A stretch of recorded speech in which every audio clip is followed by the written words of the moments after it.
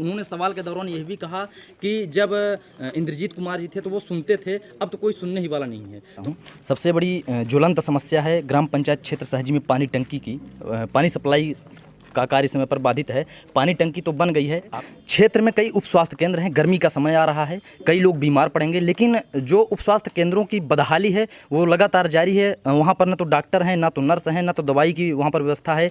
तो ऐसे में कैसे क्षेत्र के लोगों का इलाज होगा, कैसे संभव हो पाएगा? नमस्कार, आप देख रहे हैं प्रथम न्याय न्यूज। आप देख रहे हैं हमारे कैमरे के पीछे सिहावल के कांग्रेस विधायक कमलेश्वर पटेल का घर चलो घर घर चलो अभियान जारी है। उसी कड़ी में आज ग्राम पंचायत क्षेत्र तेंदुआ के हॉली चाइल्ड पब्लिक स्कूल में इस कार्यक्रम का आयोजन रखा गया है, जहां पर हम आपको चलते हुए विजुअल में दिखा रहे हैं कि यहां पर आसपास के क्षेत्र के काफ़ी संख्या में ग्रामीण आए हैं और यहाँ पर कांग्रेस की विचारधारा को कमलेश्वर पटेल जो विधायक हैं सिहावल के, उनके द्वारा सुने हैं। सर, कुछ क्षेत्रीय समस्याओं के संबंध में बात करना चाहता हूं। सबसे बड़ी ज्वलंत समस्या है ग्राम पंचायत क्षेत्र सहजी में पानी टंकी की। पानी सप्लाई का कार्य समय पर बाधित है। पानी टंकी तो बन गई है, करोड़ों रुपए की लागत खर्च हो गई है, लेकिन ग्रामीणों को काफ़ी पानी की समस्या हो रही है। लेकिन ऑपरेटर, पंप ऑपरेटर और ठेकेदार के तालमेल के द्वारा ऐसा ग्रामीणों के द्वारा बताया गया है कि उनका तालमेल नहीं बन रहा है, जिसकी वजह से पानी सप्लाई बाधित है। तो क्या कहेंगे सर इस समय? देखिए, बीच में हमने बात भी की थी, जनपद सीओ को भी बोला था, PHE को भी बात की थी। तो इसमें कहीं ना कहीं जो भी विसंगति है, आज मुझे तो ये जानकारी थी कि संचालित हो गया है। आज आपके माध्यम से पता चला है कि अभी बाधित है पानी सप्लाई। आज ही बात करते हो, कोशिश करेंगे कि जल्दी से जल्दी समाधान हो और इसके लिए जो भी दोषी हो उसके खिलाफ कार्रवाई भी हो। सर, दूसरी समस्या है, क्षेत्र में कई उप स्वास्थ्य केंद्र हैं, गर्मी का समय आ रहा है, कई लोग बीमार पड़ेंगे, लेकिन जो उप स्वास्थ्य केंद्रों की बदहाली है वो लगातार जारी है। वहाँ पर न तो डॉक्टर हैं, ना तो नर्स हैं, ना तो दवाई की वहाँ पर व्यवस्था है। तो ऐसे में कैसे क्षेत्र के लोगों का इलाज होगा, कैसे संभव हो पाएगा? देखिए, ये सिर्फ सिहावल विधानसभा क्षेत्र की बात नहीं है, ये आलम पूरे प्रदेश में है। आपने देखा होगा कोरोना के समय किस तरह से झोला छाप डॉक्टरों ने पूरी व्यवस्था संभाली थी, और जहाँ थे भी वहाँ भी नदारत थे लोग, चाहे जिला चिकित्सालय में हो, चाहे आपका रीवा मुख्यालय की बात करें, मेडिकल कॉलेज की, भोपाल में आपने दुर्दशा देखी है। ये मध्य प्रदेश में जो वर्तमान में सरकार विगत 17 वर्षों से संचालित है, इसकी प्राथमिकता में स्वास्थ्य और शिक्षा है ही नहीं। सच बात तो ये है। उप स्वास्थ्य केंद्र तो बन गए, हमने भी कई जगह प्रयास करके उप स्वास्थ्य केंद्र भी बनवाए, कई जगह प्राथमिक स्वास्थ्य केंद्र पिताजी के टाइम से ही संचालित है, नए तो कोई नहीं खुल पा रहे हैं, पर डॉक्टरों का अभाव है, उस पर इनको कोई ध्यान नहीं है। ये तो इवेंट मैनेजमेंट करते हैं। आज ही कोई हमसे पूछ रहे थे और बीच में हमने पढ़ा भी था कि अब डॉक्टर बनाने में भी हिंदी मीडियम की पढ़ाई कराएंगे। अरे वो डॉक्टर कैसे प्रतिस्पर्धा कर पाएगा इस युग में? दवाई सारा जो आती है वो सब इंग्लिश से लिखी रहती है, तो हिंदी से पढ़ने वाला वो कैसे उसको प्रिस्क्राइब करेगा, कैसे उसको आगे मार्क करेगा?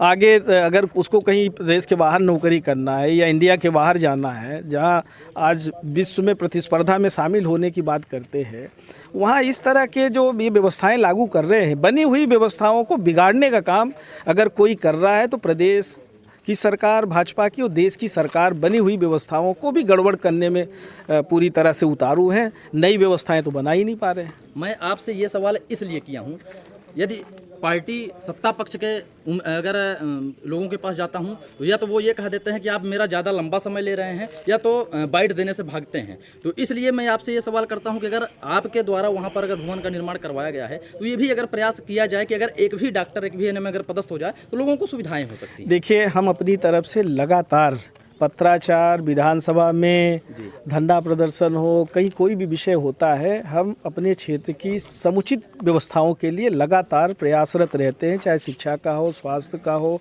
सड़क का हो, पानी का हो, जो भी मूलभूत सुविधाएं हैं उसके लिए लगातार प्रयासरत रहते हैं। पर्टिकुलर कोई ऐसा उप स्वास्थ्य केंद्र आपके द्वारा बता दिया जाए कि यहाँ पे स्वास्थ्य कर्मियों की कमी है, देखो डॉक्टरों का अभाव तो ये पूर्ति कर ही नहीं पा रहे हैं। हमारे सामुदायिक स्वास्थ्य केंद्र में ही चाहिए 8 डॉक्टर चाहिए, सिर्फ अभी 2 डॉक्टर पदस्थ हैं। प्राथमिक स्वास्थ्य केंद्रों में डॉक्टर नहीं है। सुपेला भी प्राथमिक स्वास्थ्य केंद्र है, कोई डॉक्टर ही नहीं है। बिठौली है, अमिलिया है, ये सब पुराने पिताजी के टाइम के हैं, नया तो हम तो कुछ कर ही नहीं पाए।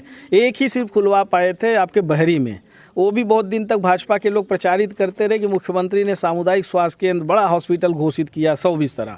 और हमने जब देखा तो कोई घोषणा था ही नहीं। फिर लड़के जब हम विपक्ष में थे तब हमने कई बार विधानसभा में इस बात को उठाया, अधिकारियों से मिले, चीफ सेक्रेटरी से मिले, लगातार उठाते रहे विषय को, तब जाके वहाँ प्राथमिक स्वास्थ्य केंद्र खुल पाया। एक डॉक्टर हैं अभी, और वो भी अभी भवन वहाँ पर बन के तैयार हुआ है। पोखरा जैसी जगह इतना दूरस्थ अंचल है, नगझर है, यहाँ पहले से प्राथमिक स्वास्थ्य केंद्र है पर डॉक्टरों का अभाव है।